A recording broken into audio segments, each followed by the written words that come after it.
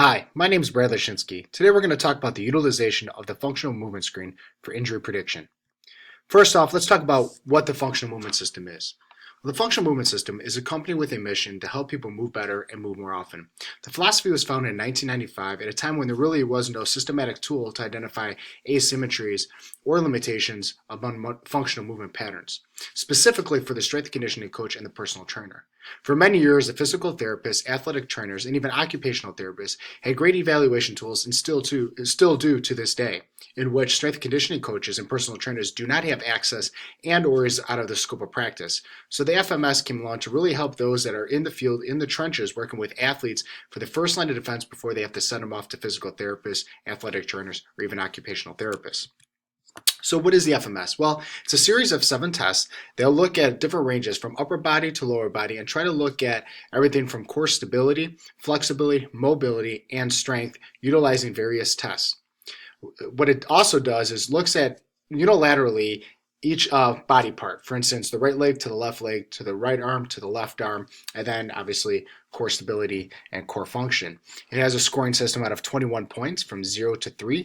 0 is unable to perform the movement or pain is present. 1, movement is accomplished with various regressions of the same exercise. A 2, where movement is accomplished with only 1 regression. And a 3, which is perfect movement. Again, the score is out of 21. So the FMS has been studied for years, including major organizations like the NFL. It also has been implemented in major organizations like Major League Soccer, the NFL, and Major League Baseball. The studies show that a score out of 14 and below is a sign of possible injury. There has also been many studies that have looked at the reliability, validity, exercise inclusion of correctives, and its effect on sports performance. So while the FMS has been utilized in many areas in sports, the question has always been asked, is it a good indicator of predicting injuries? Is it reliable enough to help coaches predict injuries? Does a functional program or the insertion of corrective exercise per the functional movement system help with decreasing injury risk and also decrease asymmetries within the body? My belief is that the FMS is a great evaluation tool to help see asymmetries of the body, and that the coach must be the same to evaluate the client from pre-test, mid-test, and post-test. And that doesn't just include the functional movement system, it also includes many other evaluation tools that strength conditioning coaches and personal trainers use daily. I truly believe that corrective exercises within a strength and conditioning program can help reduce asymmetry, thus increasing the likelihood that the athlete might be more safe and allow them to practice more often, thus getting better overall at their sports performance or the performance on the field. We must also take into account injuries that happen due to playing surfaces and other external factors that may cause high-end injuries. So let's review some of the evidence. Well, most of the research that has been done on the FMS has been concerned or questioned the reliability and validity of the test, and to see whether a subject is more at risk of injury per the 14 composite score of 14 and below. There's also been research done in regards to the implementation of the correct exercise movements based off the FMS score to see if it improves the composite score of the FMS. Counter argument. Well, it looks at the reliability among raters, specifically when many are testing the same subject. So raters' reliability has been a big thing within most of the research, and we'll go into some of this in a couple minutes here. It looks at the ability of the FMS to predict injury or increase sports performance. The question is the FMS overall reliable evaluation tool for coaches? Kraus and Schultz reviewed 34 studies and had a big review of all the FMS studies that were out there, looking at things like structure, reliability, objectivity, sporting performance and risk, effectiveness of program design, and also did a great job of normalizing the data. This is what they found. With regards to reliability, it was a very reliable test of the raters, but it did say that in order for a rater to be very good at doing the FMS, they had to have over 100 tests. Many issues of inconsistency with reliability happened when the rater had under 100 FMS tests. Inconsistencies can skew composite scores and place a client above or below the threshold of 14, which is considered the number in which you might have a greater risk of injury if you are below. You have less of a risk of injury if you are above that number. With regards to injury prediction, is based on raters' abilities as previously mentioned and can vary test to test and scoring, whereas previously mentioned can alter program design for the strength conditioning coach or personal trainer. Scoring is very subjective in nature. Even though you have guidelines based on the functional movement system, it is very hard sometimes to trust or take away the subjectivity of the scoring. While you're looking at one thing, you have to keep in mind what the functional movement system is trying to test and just use those guidelines for the testing protocol and be very stringent on the test. There is more to an athlete than a standardized test, though. as previously mentioned in my introduction, like field conditions, other factors, weight room conditions, and other things have to be considered as well when we're talking about evaluation of athletes. Korhaba, Overmeyer, and Landis also did a study testing 38 NCAA Division II athletes. They tested them before the start of the season. It was found it was a reliable test with exclusion of shoulder mobility. So again, as mentioned, it is a global testing system looking at functional movement patterns with lower and upper body. The issue here was when they took out the shoulder mobility test, there was a closer relation to lower body injuries.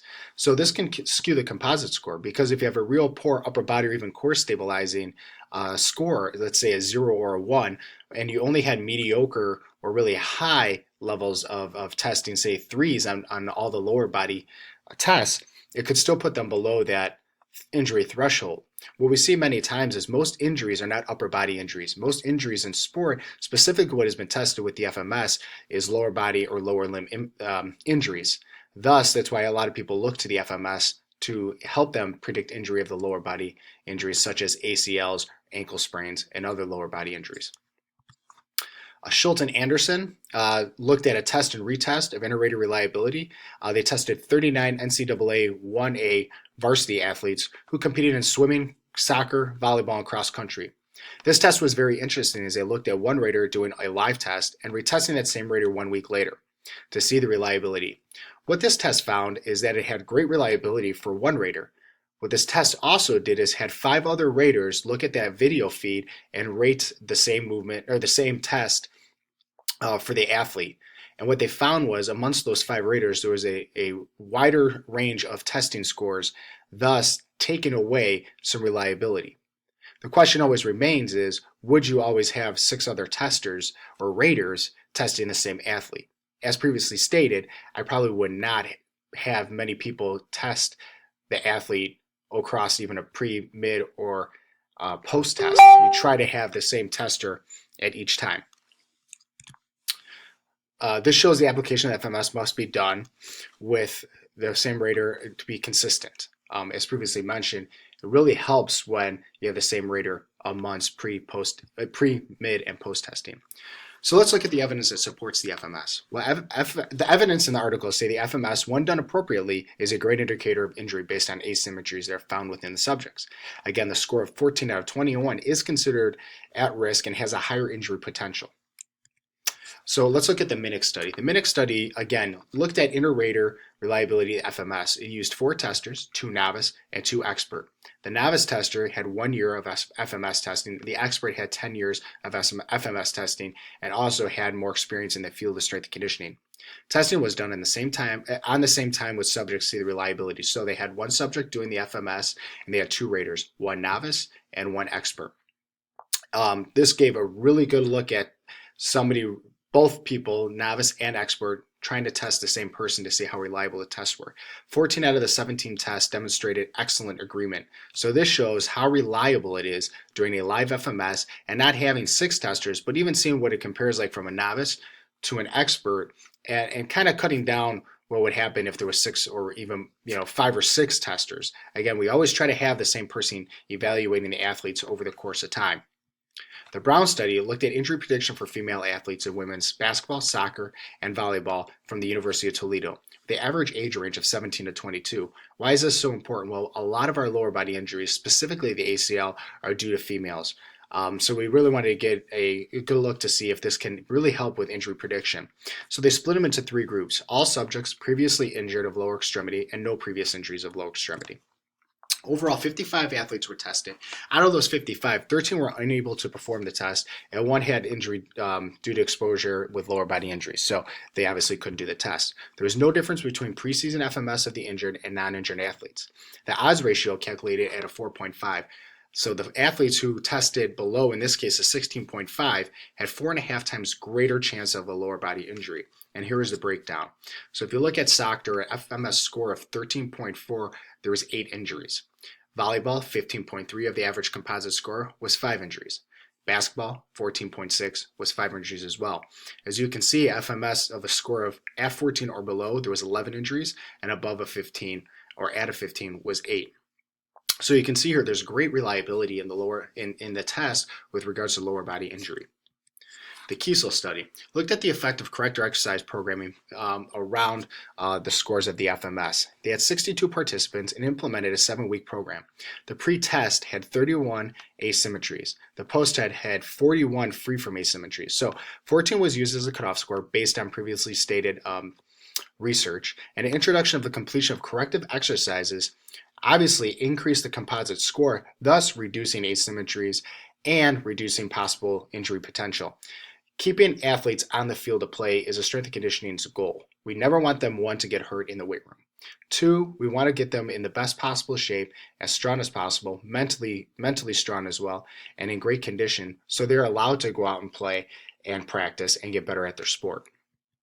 So what are some of the limitations to the FMS? Well, those who've had this test done before, that is one big one to me that's a limitation of it. So I believe that if an athlete gets tested often, or maybe too often, they get used and understand how the scoring system is and get used to a lot of the movements. Athletes have a great ability to adapt, and that's why you have some athletes that are phenomenal in sport and some that take a while to kind of get used to movements. So on either end of that spectrum, if they do something over and over and over again, they're going to get better at those movements. So having a limited factor of testing the FMS over and over again is key to having a good evaluation tool.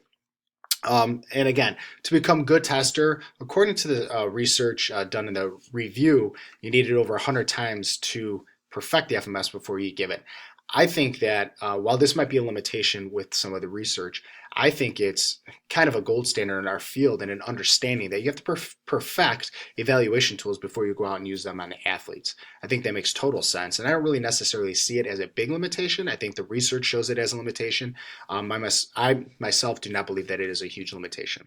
So what is the strengths? Well, the FMS was groundbreaking. As stated, us strength conditioning coaches, personal trainers, did not have a really good concrete evaluation tool that can really put a scoring system together and also give us corrective exercises or an exercise prescription to help with our program design to limit injuries. It's a proven system backed by a lot of evidence and allows strength and conditioning coaches the ability to program more soundly. So the practical application, if you look on the right is a little mini picture of one of the programs I've had. It's, obviously we've stated it's very valid and reliable.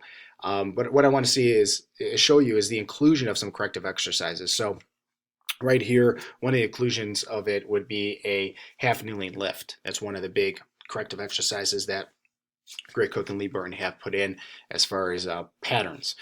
So the inclusion of this has really helped my program design. It's shown to prove in my system that when we do add corrective exercises at the beginning of the warm-ups, more core stability work, and really go off of the corrective exercise list, that their performance increases, their chance of injury decrease. And I found it to be a very, very useful practical application for me as a strength conditioning coach.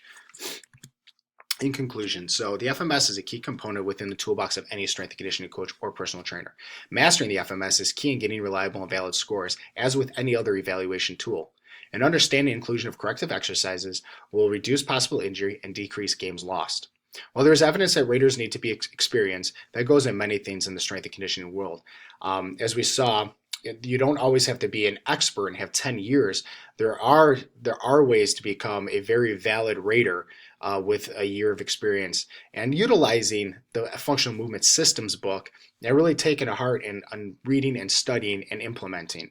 It is very evidence-based, and I highly recommend the FMS and screen of all athletes and clients for risk potential. I believe it's one tool in a great toolbox for any strength and conditioning coach. It's not the end-all be-all of an evaluation tool, as many evaluation tools from the PT world, athletic trainers, occupational therapists, and even in the MD world, there is not one tool, all-end be-all tool. Many times there might be a physical therapist who tests the ACL on the field and goes into the locker room, gives a wrong diagnosis or wrong interpretation to the medical doctor. They go get an MRI and it shows that it was either torn or it wasn't. So there are many evaluation tools that you need to work on. They need to perfect before you go out there. Again, this is very evidence-based, and I think that's a huge plus. And I hope you guys can see the point of what the functional movement system is and how having the system can really give you a good evaluation, a good handle on your clientele and your program design. Thank you so much.